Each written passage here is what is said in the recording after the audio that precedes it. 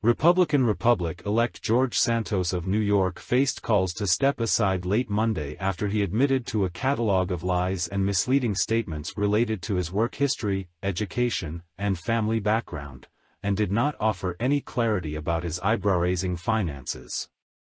In an interview with the right-wing New York Post, which ran a headline calling him a liar, Santos said he is guilty of embellishing his resume, conceding that he never actually worked for Goldman Sachs or Citigroup, didn't graduate from college as he claimed, and doesn't own 13 properties. Santos, who has characterized himself as the full embodiment of the American dream, also appears to have told false stories about his family history. The Forward reported last week that the very first line of the About George page on his campaign website states, George's grandparents fled Jewish persecution in Ukraine, settled in Belgium, and again fled persecution during World War II. But the website myheritage.com lists Santos' maternal grandparents as having both been born in Brazil before the Nazis rose to power, his grandfather, Paulo Horta de Volder, in 1918, and his grandmother, Rosalina Caruso Horta de Volder, in Rio, in 1927, the outlet noted.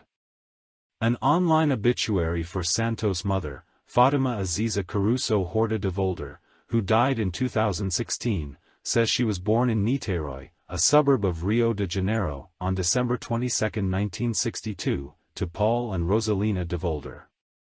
Speaking to the New York Post, Santos insisted he never claimed to be Jewish. "I am Catholic," he added. "Because I learned my maternal family had a Jewish background, I said I was Jewish." In November, Santos defeated Democratic opponent Robert Zimmerman in the first-ever U.S. House race between two openly gay candidates, helping the GOP secure a narrow majority in the chamber. Since his victory, Santos has faced growing questions about his background, and, as the New York Post reported, his embellishments have long been something of an open secret among Republican leaders. As far as questions about George in general, that was always something that was brought up whenever we talked about this race, an unnamed senior GOP leadership aide told the tabloid. It was a running joke at a certain point. This is the second time he's run, and these issues we assumed would be worked out by the voters. Some of the most pressing questions about Santos pertain to his shadowy finances. The New York Times observed that in his financial disclosures, Santos reported earning millions of dollars from his company, the de Volder organization, but has disclosed little about the operations of his company. The newspaper reported that it could find no public-facing assets or other property tied to the firm. Santos also did not list any clients on his disclosures, despite the requirement that candidates list any compensation over $5,000 from a single source, the Times noted. Intentionally omitting or misrepresenting information on a congressional financial disclosure is considered a federal crime, according to the Washington Post. At one point, Santos said on his campaign website that de Volder was a privately held family firm that had $80 million in assets under management, a claim that has since been removed. Documents filed with the Florida Secretary of State show that Santos organized the company in May 2021, 1 month before he declared his latest candidacy.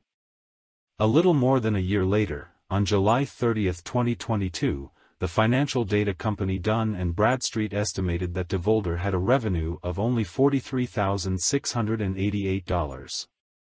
That estimate, which previously has not been reported, was based on Dun & Bradstreet's modeling and data science, the firm said in a statement to the Post. As a privately held company, de Volder does not need to publicly release financial reports.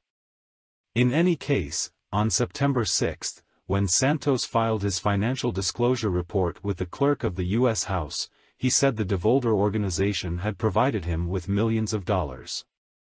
Santos reported that the de Volder organization had paid him an annual salary of $750,000 in 2021 and 2022, and that the company was worth between $1 million and $5 million.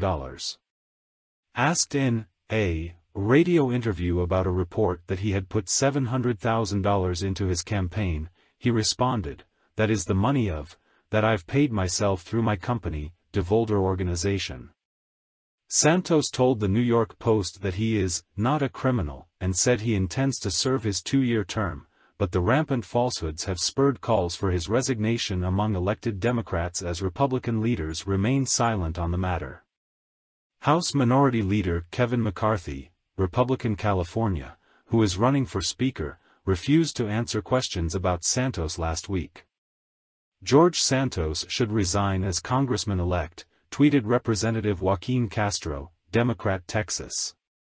"If he refuses, Congress should expel him. He should also be investigated by authorities. Just about every aspect of his life appears to be a lie." New York Democrats also weighed in on Monday. "George Santos admits his life story is a complete fabrication," said Representative Richie Torres, Democrat, New York. "His pitiful confession should not distract us from concerns about possible criminality and corruption." Santos, a former call center employee falling behind on his rent, lent his campaign a staggering $705,000, Torres wrote on Twitter. "Where did all that money come from?